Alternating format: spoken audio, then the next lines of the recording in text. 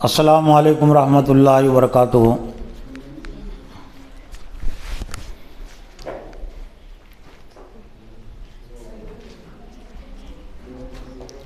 اعوذ باللہ من الشیطان الرجیم، بسم اللہ الرحمن الرحیم۔ وما كان المؤمنون لينفروا كافة فلولا نفر من كل فرقة منهم طائفة ليتفقهوا في الدين ولينذروا قومهم إذا رجعوا إليهم لعلهم يحذرون۔ صدق اللہ العظیم۔ محترم اساتذہ اکرام اور عزیز طلبہ، ابھی آپ کے سامنے قرآن مجید کے سورہ توبہ کی ایک آیت نمبر 122 کی تلاوت کی گئی۔ پاروں کی ترتیب اور تقسیم کے لحاظ سے یہ 11ویں پارے کے چوتھے رکوع کی اخیر کی ایک آیت ہے۔ اس آیت میں اللہ تعالیٰ نے علم کے مقصد کو اور علم کے تقاضے کو بیان کیا ہے۔ اس سے پہلے کے دو اجتماعات میں علم کی شرائط اور اس کے ارکان کا تذکرہ اور علم اور ایمان میں جو تعلق ہے اس پر کچھ باتیں آپ کے سامنے آ چکی۔ علم ہی کے عنوان کے تحت ایک اہم تقاضا بنتا ہے مقصد علم۔ علم کا مقصد کیا ہے اور علم کا تقاضا کیا ہے، تو یہ چیز بھی ہم پر واضح ہونی چاہیے کہ علم حاصل کرنے کا مقصد اور علم کا تقاضا۔ تو اس آیت میں اللہ تعالیٰ نے اسی چیز کو بیان کیا ہے۔ چنانچہ اس ایک آیت کی روشنی میں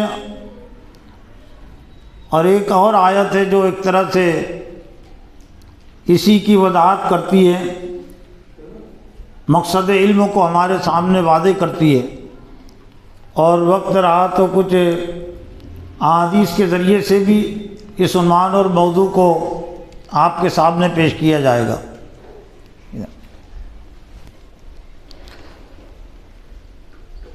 جو آیت پڑھی گئی اس کا ترجمہ یہ ہے کہ وما کان المؤمنون لینفروا کافہ، اور یہ ایمان والوں کے بس میں بھی نہیں ہے، ممکن نہیں ہے، اور ان کے لیے ضروری نہیں ہے کہ سب کے سب نکل کھڑے ہو۔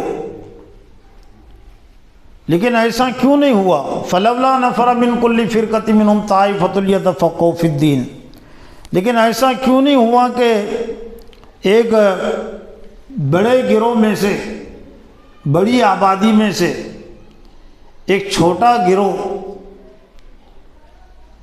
علم حاصل کرنے کے لیے نکلتا، لیتفقہوا فی الدین، تاکہ وہ دین میں سمجھ بوجھ حاصل کرتا اور واپس آنے کے بعد اپنی قوم کو ڈراتا، تاکہ وہ بھی ڈرے، اللہ کے نافرمانی سے بچے، اللہ کے غضب اور عذاب سے وہ ڈرے اور بچے۔ یہ سورہ توبہ سن 9 ہجری میں نازل ہوئی جنگ تبوک کے موقع سے، اور یہ اس موقع سے متعلق ہے جبکہ مسلمانوں کی آبادی بھی بڑھ رہی تھی اور پورے عرب میں ایک طرح سے اسلام سیاسی لحاظ سے غالب ہو گیا تھا۔ لیکن سیاسی لحاظ سے اگر اسلام غالب ہو جائے اور نظریاتی لحاظ سے دعوتی اور تعلیمات کے لحاظ سے اگر اسلام غالب نہ ہو تو اسلام کا یہ سیاسی غلبہ بہت دیر تک، زیادہ دنوں تک باقی نہیں رہ سکتا۔ تو اللہ تعالیٰ نے اس حوالے سے اولین طور پر اس وقت کے جو اہل ایمان تھے، صحابہ کرام، اس سلسلے میں ان کی واضح رہنمائی کی ہے کہ اب جس طرح سے یہ اسلام کو فتوحات حاصل ہو رہی ہے، مسلمانوں کی آبادی بڑھ رہی ہے، تو اسی لحاظ سے تفقہ فی الدین کا عمل بھی بڑھنا چاہیے۔ اب ایسا تو ہو ہی نہیں سکتا کہ سب کی سب آبادیاں گھروں سے نکل جائے، ممکن بھی نہیں ہے، ضروری بھی نہیں ہے۔ وما کان المؤمنون لینفروا کافہ، یعنی یہ بس میں بھی نہیں ہے، ضروری بھی نہیں ہے کہ سب کے سب ایمان والے تفقہ فی الدین کے لیے اپنی آبادیوں سے، اپنے گھروں سے نکل جائے۔ لیکن اللہ نے فلولا نفر من کل فرقۃ منہم طائفۃ لیتفقہوا فی الدین، سب تو نہیں نکل سکتے، لیکن ایسا کیوں نہیں ہوا؟ یعنی گویا کہ ایسا ضرور ہونا چاہیے کہ ہر آبادی میں سے، ہر بستی میں سے ایک جماعت، طائفہ کے الفاظ ہے، سیاق اور سباق سے جو بات واضح ہوتی ہے، من فلولا نفر من کل فرقۃ منہم طائفۃ لیتفقہوا فی الدین، یہاں فرقے کا جو لفظ استعمال ہوا ہے ایک بڑی آبادی کے لیے، بڑے گروہ کے لیے، اور طائفہ کا جو لفظ استعمال ہوا ہے چھوٹے گروہ کے لیے، چھوٹی آبادی کے لیے۔ تو ایسا کیوں نہیں ہوا؟ یعنی گویا کہ ایسا ضرور ہونا چاہیے کہ ایک بڑی آبادی میں سے چھوٹی آبادی، بڑے گروہ میں سے چھوٹا گروہ دین کا علم حاصل کرنے کے لیے وہ اپنے مقام سے، اپنے گھروں سے وہ نکلے اور ان مرکزوں میں جائے جہاں پر اسلام کی تعلیم ہو رہی ہے، دین اسلام کو جہاں پر سکھایا جا رہا ہے، سمجھایا جا رہا ہے۔ یعنی گویا کہ اس وقت مدینہ جو اسلام کا مرکز تھا، اور اسی طرح سے وہ صحابہ اکرام جو معلمین کی حیثیت سے مختلف مقامات پر کام انجام دے رہے تھے، تو گویا کہ ایسے افراد کے پاس اور ایسے مراکز میں کچھ افراد جائے، بڑی آبادی میں سے ایک چھوٹی آبادی، بڑے گروہ میں سے ایک چھوٹا گروہ وہ نکلے، لیکن جانے کا مقصد لیتفقہوا فی الدین، تاکہ وہ دین میں سمجھ بوجھ حاصل کرے۔ تو یہ اسلام کی تعلیم کا یا علموں کا حاصل کرنے کا بنیادی مقصد ہے، اور پہلا مقصد ہے تفقہ فی الدین، دین میں سمجھ بوجھ۔ علم سے آگے کی یہ چیز ہے، علم جاننے کو کہتے ہیں، لیکن تفقہ علم کو گہرائی سے، گہرائی سے جاننا، اس میں بصیرت پیدا کرنا، پختگی پیدا کرنا۔ حلال ہے تو وہ چیز حلال کیوں ہے، حرام ہے تو وہ چیز حرام کیوں ہے، گویا کہ دلائل کا علم۔ شرک غلط ہے تو کیوں غلط ہے، اسلام دین حق ہے تو کیوں دین حق ہے، اور اسلام کے علاوہ جو دوسرے ادیان ہیں، دوسرے دھرم باطل ہے، غلط ہے، تو کیوں غلط ہے۔ تو گویا کہ علم سے آگے کی چیز ہے کہ علم میں ہم سمجھ بوجھ، تفقہ فی الدین کی صلاحیت ہر طالب علم کے اندر، ہر عالم کے اندر یہ ہونی چاہیے۔ اس لیے جنہوں نے قرآن مجید اور حدیث پر غور و فکر کیا اور مسائل کا استنباط کیا، تو ان کو علماء نہیں کہتے، حالانکہ عالم بھی تھے، وہ امام ابو حنیفہ عالم بھی تھے، لیکن ان کو عالم نہیں کہتے، ان کو فقیہ کہتے ہیں۔ امام شافعی رحمۃ اللہ علیہ، امام احمد بن حنبل، امام مالک، یہ عالم بھی تھے، لیکن عالم سے آگے ان کا مقام ہے، ان کو فقہاء کرام کہتے ہیں۔ فقیہ کی جمع ہے فقہاء کرام، یعنی دین میں سمجھ بوجھ رکھنے والے۔ اور حضور صلی اللہ علیہ وسلم نے بھی دین میں سمجھ بوجھ کی جو اہمیت اور فضیلت ہے اس کو اپنی بے شمار احادیث سے واضح کیا ہے۔ ایک حدیث میں حضور صلی اللہ علیہ وسلم نے فرمایا، من یرید اللہ بہ خیرا یفقہہ فی الدین، اللہ جس کے ساتھ بھلائی کا ارادہ کرتا ہے اس کو دین میں سمجھ بوجھ عطا کرتا ہے۔ دین کی سمجھ بوجھ اللہ تعالیٰ اس کے اندر پیدا کرتا ہے، صرف علم نہیں، صرف جاننے کی صلاحیت اور قابلیت نہیں، تفقہ فی الدین۔ اور برائی سے بچنے کے لیے، اپنی زندگی میں اچھائی کو داخل کرنے کے لیے، دوسروں کو برائیوں سے بچانے کے لیے اور دوسروں کے اندر اچھائیوں کو پیدا کرنے کے لیے سرسری علم کافی نہیں ہے۔ اس لیے اس کے لیے بصیرت ضروری ہے، اس کے لیے گہرائی ضروری ہے، اور اس کا ایک نام حکمت بھی ہے، فہم اور بصیرت۔ وَمَنْ يُؤْتَ الْحِكْمَةَ فَقَدْ أُوتِيَ خَيْرًا كَثِيرًا، جس کو حکمت دی گئی اس کو خیر کثیر دیا گیا۔ تو لِيَتَفَقَّهُوا فِي الدِّينِ، دین میں سمجھ بوجھ، دین کہتے طریقے زندگی کو، طریقے زندگی میں عقیدہ بھی ہے، طریقے زندگی میں عبادات بھی ہے، لیکن اسلام کے لیے جو لفظ استعمال ہوا ہے دین اسلام، یعنی اطاعت اور فرما برداری کا دین۔ نماز اس کا ایک رکن ہے، تو صرف یہ نہیں کہا گا کہ نماز میں سمجھ بوجھ، حج میں سمجھ بوجھ، حالانکہ نماز میں اور اذان میں اللہ تعالیٰ نے دین اسلام کی تمام تعلیمات کا نچوڑ اور خلاصہ رکھ دیا، لیکن وہ کافی نہیں ہے۔ صرف نماز کی سمجھ بوجھ اپنے اندر پیدا کرنا، عبادات کی سمجھ بوجھ پیدا کرنا، یہ کافی نہیں ہے۔ لیتفقہوا فی الدین، دین کی سمجھ بوجھ پیدا کرنا ضروری ہے۔ اور دین کہتے طریقے زندگی کو، ہندی میں کہتے اس کو جیون پرنالی، انگریزی میں جو دین کا ترجمہ ہے وہ سسٹم آف لائف، اور اردو میں طریقے زندگی، ضابطے زندگی، نظام زندگی۔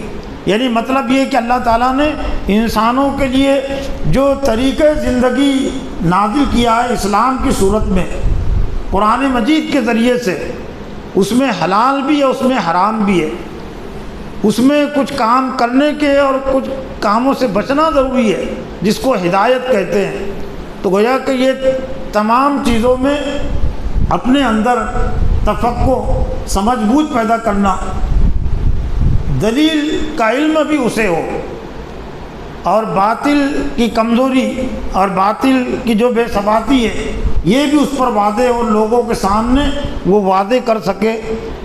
اور دوسری ذمہ داری، اپنے اندر دین کی سمجھ بوجھ پیدا کرنے کے بعد علم کا جو ایک اہم مقصد ہے، وَلِيُنذِرُوا قَوْمَهُمْ إِذَا رَجَعُوا إِلَيْهِمْ لَعَلَّهُمْ يَحْذَرُونَ، اور واپس جانے کے بعد اپنی آبادی اور اپنے گھر کو واپس لوٹنے کے بعد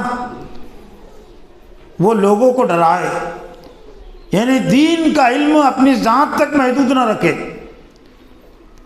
یہ جو کچھ دین کی سمجھ بوجھ ہم نے اپنے اندر پیدا کی ہے یا آپ کے اندر پیدا ہوئی ہے، تب یہ اس کا تقاضا یہ ہے کہ ہم یہ صلاحیت دوسروں کے اندر بھی پیدا کریں، ان کو بھی ہم اللہ کی ناراضی سے اور اللہ کے غضب اور عذاب سے ہم ڈرائے اور بچائے، لعلہم یحذرون، تاکہ وہ بھی ڈرے اور وہ بھی بچے۔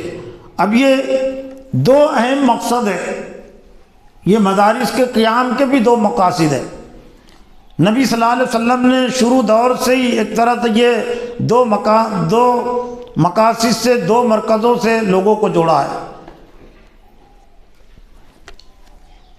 ہجرت سے پہلے مکہ میں، چونکہ مکہ میں کافروں کا غلبہ تھا، مشرکین کا غلبہ تھا، خانہ کعبہ میں آپ کو آزادی کے ساتھ وہ نماز نہیں پڑھنے دیتے تھے، وہاں تعلیم و تربیت کا کام نہیں ہونے دیتے تھے، تو حضور صلی اللہ علیہ وسلم نے اس کے لیے دار ارقم کو منتخب کیا تھا تفقہ فی الدین کے لیے۔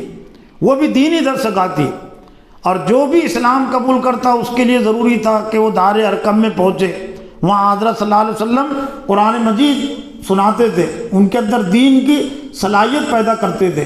اور ہجرت کر کے آپ جب مدینہ گئے تو مدینہ میں پھر آپ نے مسجد نبی کو یہ تفقہ فی الدین کے لیے مرکز بنایا۔ اصحاب صفہ یعنی صفہ والے، صفہ چبوترے کو کہتے ہیں، تو مسجد نبی سے متعلق اس سے متصل ایک چبوترا تھا جو مہاجرین باہر سے آئے ہوئے تھے، ایک طرح سے وہ ان کی قیام گاہ تھی، طعام گاہ بھی تھی، قیام گاہ بھی تھی، یعنی دارالاقامہ ایک طرح سے تھا وہ، کہ وہاں مہاجرین رہتے بھی تھے اور ان کے کھانے کا نظم بھی وہاں تھا، تعلیم کا نظم بھی تھا۔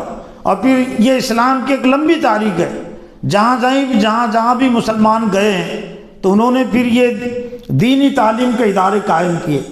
اور ہماری تاریخ یہ بھی بتاتی ہے کہ جب تک یہ تفقہ فی الدین کی تعلیم ہوتی رہی اور مسلم حکمرانوں نے اس کی طرف خصوصی توجہ دی تو اللہ تعالیٰ نے مسلمانوں کو کامیاب کیا اور ان کو مضبوط بھی کیا۔ خلافت راشدہ میں نمایاں طور سے اس پر عمل ہو رہا تھا کہ خلافت راشدہ میں جس طرح سے اسلام پھیل رہا تھا تو بہت سارے صحابہ اکرام اس عمل میں مصروف تھے، وہ دین کا علم خود بھی حاصل کرتے تھے، دین میں سمجھ بوجھ پیدا کرتے تھے اور یہ سمجھ بوجھ وہ دوسروں میں منتقل کرتے تھے۔ لیکن پھر خلافت راشدہ کے بعد یعنی حضور صلی اللہ علیہ وسلم کی وفات کے 30 سالوں کے بعد پھر اس میں ذرا کمی آ گئی۔ جس تیزی کے ساتھ اسلام پھیلا، روم فتح ہوا، ایران فتح ہوا، تو اس تیزی کے ساتھ تفقہ فی الدین کا عمل نہیں ہو سکا، جس کی وجہ سے منافقین اور یہود و نصارہ کے لیے سازشوں کو انجام دینا آسان ہو گیا۔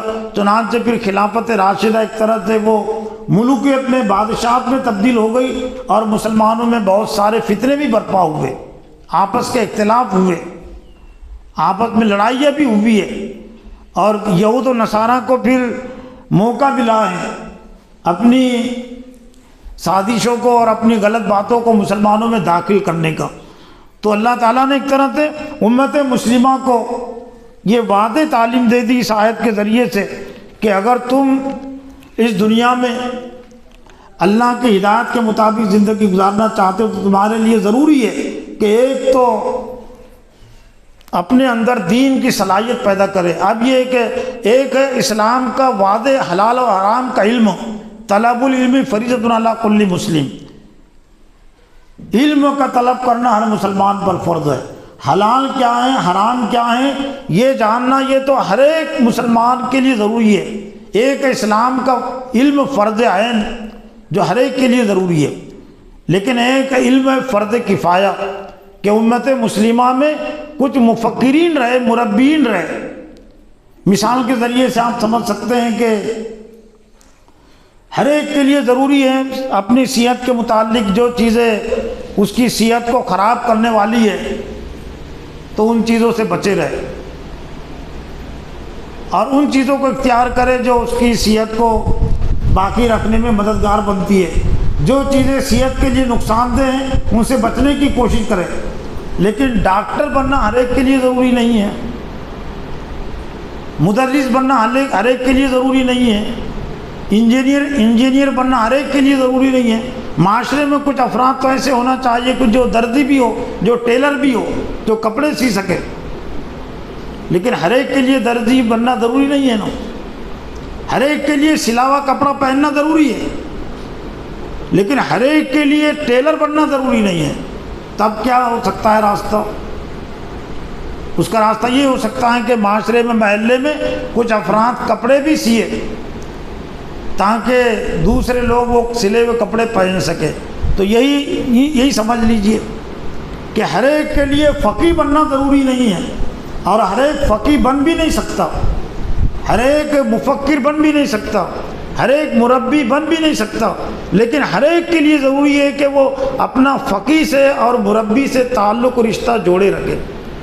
جس طرح سے ہر ایک ڈاکٹر بن نہیں سکتا، لیکن ہر انسان کے لیے ضروری ہے کہ وہ ڈاکٹر سے اپنا رشتہ اور تعلق جوڑے رکھے، تاکہ جب جسمانی لحاظ سے وہ بیمار ہو، اس کو بخار ہو جائے، اس کو کوئی زخم آ جائے یا اور کوئی بیماری اس کو لاحق ہو جائے تو ڈاکٹر کے پاس جائے، اپنی بیماری کو بتائے، پھر ڈاکٹر بیماری کو دیکھے گا، چیک کرے گا، اور پھر اس کے لحاظ سے اس کی دوا تجویز کرے گا۔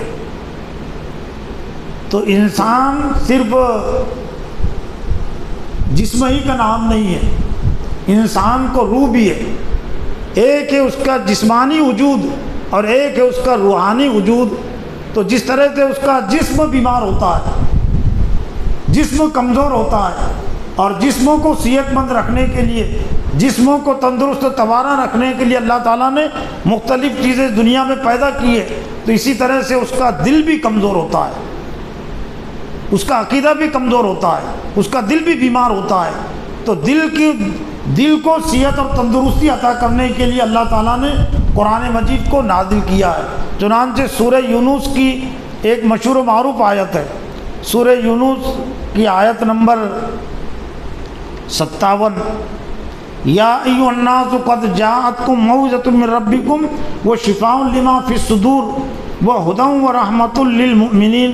اے انسانوں، تحقیق کہ تمہارے رب کی جانب سے تمہارے پاس ایک نصیحت آ گئی، شفاء لما فی الصدور، جس میں علاج ہے، جس میں شفا ہے ان روگوں کا، ان بیماریوں کا جو دلوں میں پیدا ہوتی ہے۔ سینہ کہتے ہیں صدر کو،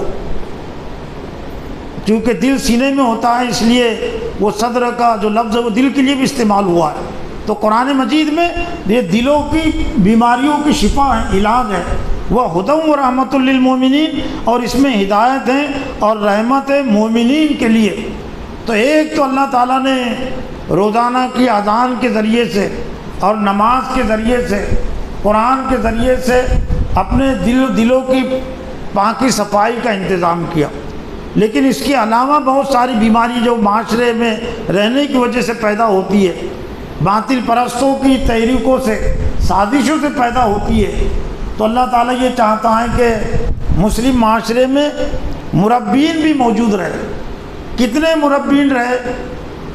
تو میں قرآن مجید کی آیات پر کچھ غور و فکر کر کے اور زکوٰۃ کے نصاب پر غور و فکر کر کے میں کچھ سمجھنے کی کوشش کرتا ہوں۔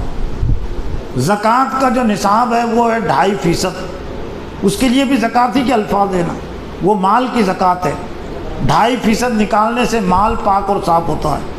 لیکن قرآن مجید، قرآن میں جہاں پر مالوں کا تذکرہ ہے وہاں پر جانوں کا تذکرہ بھی ہے۔ جاہدوا باموالکم وانفسکم، جہاد کرو، جد و جہد کرو اپنے مالوں کے ذریعے سے اور اپنی جانوں کے ذریعے سے۔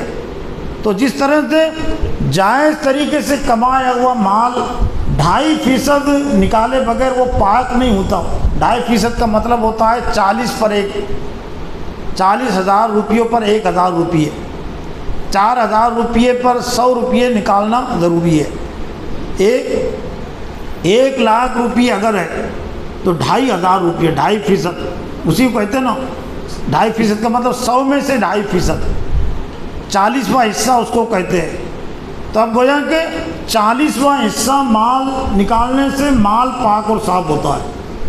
تو اسی طرح سے امت مسلمہ میں مربین کی جو تعداد ہے وہ 40% ہونا رہنا ضروری ہے۔ 40% کا مطلب کیا ہوا؟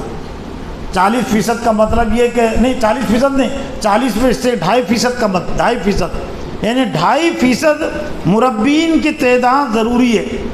2.5% کا مطلب ہوگا ہر 40 پر 1 مربی۔ 100 کی اگر آبادی ہے تو وہاں کم از کم 2 سے زیادہ مربی ہونا چاہیے۔ 200 اگر ہے تو 5 مربی۔ 1000 کی آبادی اگر ہے تو وہاں پر 25 مربی ضروری ہے۔ 25 ایسے افراد جو تفقہ فی الدین کی صلاحیت کے حامل ہو، جو خود بھی اپنی تعلیم و تربیت کر سکے اور دوسروں کی تعلیم و تربیت کر سکے۔ گزشتہ زمانے میں جب یہاں مسلمانوں کی حکومت کا دور تھا تو یہ جو سلسلے تھے جو علماء نے، صوفیہ اکرام نے شروع کیے تھے، قادریہ، چشتیہ، نقش بندیہ، سہروردیہ، یہ تعلیم و تربیت کے سلسلے تھے۔ یہ روح کے دلوں کو پاک اور صاف کرنے کی ایک طرح سے وہ تحریک تھی۔ جس طرح سے جسموں کو صحیح اور تندرست رکھنے کے لیے ڈاکٹروں کے ذریعے سے ایک تحریک چلتی ہے، ایک علمی تحریک چلتی ہے، عملی تحریک چلتی ہے، تو دلوں کی پاکی صفائی کے لیے بھی علمی تحریک کی بھی ضرورت ہے۔ تو وہ علمی تحریک تو الحمدللہ مدارس کی صورت میں ہے، لیکن اس میں کمی آ گئی۔ کمی کیوں آ گئی؟ لیتفقہوا فی الدین کی طرف توجہ نہیں ہے۔ حافظ تو ہو گئے، قرآن مجید کے الفاظ سینوں میں ہیں، لیکن کتنے حفاظ اکرام قرآن مجید کو سمجھتے ہیں؟ جبکہ ہر حافظ نے مربی بھی ہونا چاہیے جو خود کی بھی تعلیم و تربیت کر سکے، اور 40 افراد کی کم از کم تعلیم و تربیت کر سکے۔ تو 2.5% مربین کی تعداد معاشرے میں ضروری ہے۔ خلافت راشدہ کے دور میں تھی یہ تعداد 2.5% آبادی میں، لیکن یہ جب یہ عنصر کم ہوا تو پھر ان کی جانیں پاک اور صاف نہیں رہ سکی، ان کے دل پاک اور صاف نہیں ہو سکے۔ جس طرح سے ایک ڈاکٹر زیادہ سے زیادہ جسمانی لحاظ سے 40 مریضوں کو علاج کرے گا نا، لیکن ایک ڈاکٹر کے ذمے اگر ہزاروں مریض کر دیے جائے نہیں کرے گا علاج، اس کے بس میں نہیں ہے۔ تو جو زکوٰۃ کا جو نصاب ہے، مال کی زکوٰۃ کا نصاب، تو جانوں کی، ذہن اور دماغوں کی پاکی اور صفائی کا بھی ایک طرح سے وہی نصاب بنتا ہے۔ تو موجودہ دور میں اگر دیکھیں، آج جو یہ مدارس کے فارغین دیکھا جائے تو ضرورت کے لحاظ سے کم ہے۔ 2.5% کا مطلب یہ ہوگا کہ ہندوستان میں مسلمانوں کی آبادی اگر 20 کروڑ ہے تو مسلمانوں کی یہ 20 کروڑ کی آبادی میں 50 لاکھ مربین ضروری ہے۔ 2.5% کے لیے 50 لاکھ ضروری ہے۔ 40 لاکھ کی آبادی میں 1 لاکھ مربین ضروری ہے۔ 4000 کی اگر آبادی ہے تو وہاں 100 مربین ضروری ہے۔ 1000 کی آبادی میں 25 مربین ضروری ہے، اور اصل اس میں کمی واقع ہو جائیں گی تو ذہن اور دماغ پاک نہیں رہ سکیں گے۔ منافقین کے لیے، باطل پرستوں کے لیے موقع باقی رہیں گے۔ تو آج عالمی سطح پر، بھارت کی سطح پر آج زیادہ تر مسلمان جو باطل کی سازشوں کا شکار ہے، مشرک تہذیب کا شکار ہے، اور طاغوت کی حمایت اور طاغوت کی تائید وہ کر رہے ہیں، تو اس کا بنیادی سبب یہ ہے کہ جتنے مربین ضروری تھے بھارت میں اور عالمی سطح پر، اتنے مربین کا انتظام نہیں ہو سکا۔ یہ فارغین کم ہے۔ موجودہ جو آبادی ہے مسلمانوں کی، اس کے لحاظ سے یہ جو مدارس کے جو فارغین علماء اور حفاظ بہت کم ہیں۔ 2.5% میں نہیں آتے، 1% میں بھی نہیں آئیں گے، لیکن اہمیت نہیں ہے۔ ذہن اور دماغوں کی پاکی صفائی کی اہمیت نہیں ہے، جس طرح سے جسموں کی پاکی صفائی کی اہمیت ہے، تو ڈاکٹر زیادہ محسوس نہیں ہوتے نا۔ ڈاکٹر علماء حفاظ سے زیادہ ہے نا، جتنے عالم ہیں، جتنے حافظ ہیں، ڈاکٹر اس سے زیادہ ہے، لیکن وہ ضرورت زیادہ محسوس کیوں نہیں ہوتے؟ لوگ اپنے جسمانی صحت اور تندرستی کی ضرورت محسوس کرتے ہیں۔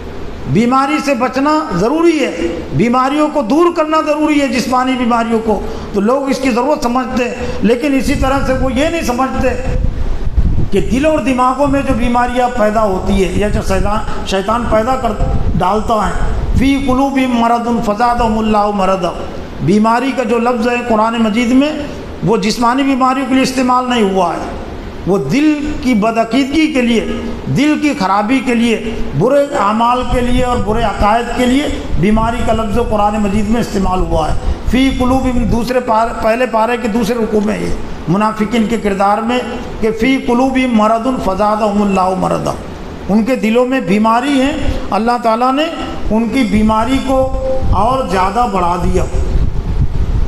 تو آج ضرورت اس بات کی ہے، مدارس والوں پر یہ ذمہ داری عائد ہوتی ہے، فارغین پر بھی یہ ذمہ داری عائد ہوتی ہے کہ وہ اپنے اندر وہ تفقہ فی الدین کی صلاحیت پیدا کرے، دین کی سمجھ بوجھ اپنے اندر پیدا کرے، اور پھر دین کی سمجھ بوجھ پیدا کرنے کے بعد یہ سمجھ بوجھ کو وہ عوام میں بھی منتقل کرنے کی کوشش کرے۔ اولین طور پر الاقرب فالاقرب کے تحت اپنے گھر والوں کو، پھر اپنے محلے والوں کو، اور جہاں تک بس چلتا ہے امت مسلمہ سے، مسلمانوں سے ہمارا تعلق زیادہ ہے، ہماری آبادی اس سے لگی ہوئی ہے، جڑی ہوئی ہے، تو اولین طور پر ان کی ہم تعلیم و تربیت کی فکر کریں، اور اس کے بعد غیر مسلموں کو بھی ہم اللہ کے غضب سے اور اس کے عذاب سے ہم بچانے کی فکر و کوشش کریں۔ لیکن جنہوں نے اپنے آپ کو نہیں بچایا، اپنے گھر والوں کو نہیں بچایا اللہ کے غضب سے، مسلمانوں کو اللہ کے غضب اور اللہ کے عذاب سے نہیں بچایا، وہ دوسروں کو اور غیر مسلموں کو کیا بچا سکیں گے؟ اور پھر ایک حدیث کی روشنی میں اس کی اہمیت اور اس کی ضرورت کو آپ یوں سمجھیے کہ تفقہ فی الدین کی جو نعمت اور دولت ہے یہ کتنی ضروری ہے۔ حضرت عبداللہ بن عمر رضی اللہ تعالیٰ عنہ اس حدیث کے راوی ہے، فرماتے کہ ان الرجل یکون من اہل الصلاۃ والصوم والزکاۃ والحج والعمرۃ حتی ذکر صیام الخیر کلیہ وما یجزی یوم القیامۃ الا بقدر عقلہ۔ حضرت عبداللہ بن عمر سے روایت ہے کہ ایک آدمی وہ نماز پڑھنے والوں میں شمار ہوتا ہے، یعنی گویا کہ نماز پڑھنے والا بھی ہوتا ہے، روزہ رکھنے والا بھی ہوتا ہے، زکوٰۃ ادا کرنے والا، حج اور عمرہ کرنے والا، حتیٰ ذکر صیام الخیر کلیہ، یہاں تک کہ نبی صلی اللہ علیہ وسلم نے تمام نیکیوں کے کاموں کا ذکر کیا، نیکیوں کی تمام قسمیں آپ نے بیان کی، لیکن وما یجزی یوم القیامۃ الا بقدر عقلہ، لیکن قیامت کے دن اس کو اس کی سمجھ کے مطابق ہی اجر دیا جائے گا، عمل کے مطابق اجر ثواب نہیں دیا جائے گا، سمجھ کے مطابق دیا جائے گا۔ اس کے اندر دین کی سمجھ بوجھ کتنی تھی اس لحاظ سے اس کو اجر ثواب دیا جائے گا۔ اور اس حدیث سے بھی ہم سمجھ سکتے ہیں کہ نبی صلی اللہ علیہ وسلم نے فرمایا، وہ اہم حدیث ہے، بخاری اور مسلم شریف میں بھی ہے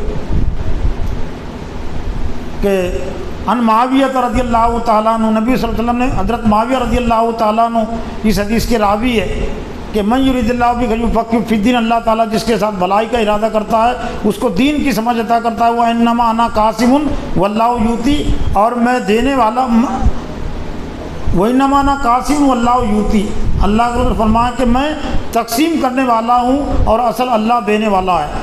ولن یزال هذه الامة قائمة علی امر اللہ، اور ضرور یہ امت ہمیشہ اللہ کے حکموں پر قائم رہیں گی، یعنی امت کا ایک گروہ اللہ کے حکموں پر قائم رہیں گا، لا یضر من خالفہم، جو اس کی مخالفت کرے گا اس کو نقصان نہیں پہنچا سکے گا، حتیٰ یاتی امر اللہ، یہاں تک کہ اللہ کا حکم آ جائے۔ پھر نبی صلی اللہ علیہ وسلم نے فرمایا، یہ دارقطنی اور بیہقی کی روایت ہے، عن ابی ہریرہ، نبی صلی اللہ علیہ وسلم نے فرمایا کہ حضرت ابو ہریرہ اس کے راوی ہے کہ ولا فقہ واحد اشد علی الشیطان من الف عابد، دین کا ایک فقیہ شیطان پر 1000 عابدوں سے زیادہ بھاری ہے۔ اس سے بھی سمجھ سکتے ہیں کہ اللہ کے نزدیک جو اجر ثواب ہے وہ کس بنیاد پر ہے؟ عبادت کی بنیاد پر نہیں ہے، عمل کی بنیاد پر نہیں ہے، تفقہ فی الدین کی بنیاد پر ہے کہ ایک فقیہ جو دین کی سمجھ بوجھ اپنے اندر رکھتا ہے وہ شیطان پر 1000 عابدوں سے زیادہ بھاری ہے۔ عابد کہتے ہیں نماز پڑھنے والے کو، روزہ رکھنے والے کو، زکوٰۃ دینے والے، حج کرنے والے کو، لیکن اگر وہ اس کو تفقہ فی الدین کی صلاحیت نہیں ہے تو شیطان کے لیے آسان ہے اس کو بہکا دینا، لیکن جس کے اندر دین کی صلاحیت ہے، جو فقیہ ہے، سمجھ بوجھ اپنے اندر رکھتا ہے، تو شیطان کے لیے اس کو بہکانا مشکل ہے۔ اس لیے اللہ نے فرمایا کہ 1000 عابدوں کو بہکا دینا شیطان کے لیے آسان ہے، لیکن ایک فقیہ کو بہکانا، جو دین کی سمجھ بوجھ اپنے اندر رکھتا ہے، اس کو بہکانا مشکل ہے۔ اس لیے آپ سے یہ بھی سمجھ سکتے ہیں کہ اللہ کے نزدیک ایک فقیہ 1000 عابدوں سے زیادہ بھاری ہے۔ اور پھر نبی صلی اللہ علیہ وسلم نے علم میں اور عبادت میں جو فرق ہے اس کو بھی واضح کیا ہے کہ عالم کی مثال عابد پر وہی ایسی ہے جیسے کہ ستاروں پر چاند کو فضیلت حاصل ہے۔ اور آپ نے یہ بھی فرمایا کہ مجھ میں اور عابد میں، یعنی وہ شخص جو عبادت میں مصروف ہے اور ایک شخص جو عمل میں مصروف ہے، اس میں اتنا ہی کما ادناکم، کہ مجھ میں اور جیسا کہ تم میں، ادنا شخص میں اور اللہ کے رسول میں مقام اور مرتبے کا جو فرق ہے اتنا ہی فرق ہے علم میں اور عبادت میں۔ لیکن آج لوگوں کے پاس عبادت کی تو اہمیت ہے، لیکن حصول علم اور دین کی سمجھ بوجھ اپنے اندر پیدا کرنے کی اتنی اہمیت نہیں ہے۔ فضل العالم علی العابد، عالم کی فضیلت عابد پر ایسی ہے کہ فضل اللہ علی الخلق، جیسے کہ اللہ کو مخلوق پر فضیلت حاصل ہے۔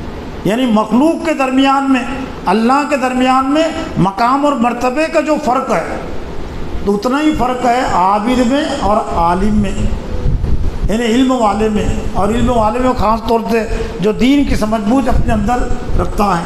تو یہ چند باتیں میں نے میری اپنی تذکیر، آپ کی تذکیر توجہ کے حوالے کے لیے، علم کا جو اصل مقصد ہے تفقہ فی الدین اپنے اندر پیدا کرنا اور پھر دوسروں کو اس کی دعوت دینا، تو اس سلسلے میں نے پیش کیا۔ اللہ سے دعا ہے کہ اللہ تعالیٰ مجھے بھی اور آپ کو بھی علم کے مقصد کو سمجھنے اور اس سے جڑنے اور لوگوں کو جوڑنے کی توفیق عطا فرمائے۔ وآخر دعوانا الحمد للہ رب العالمین۔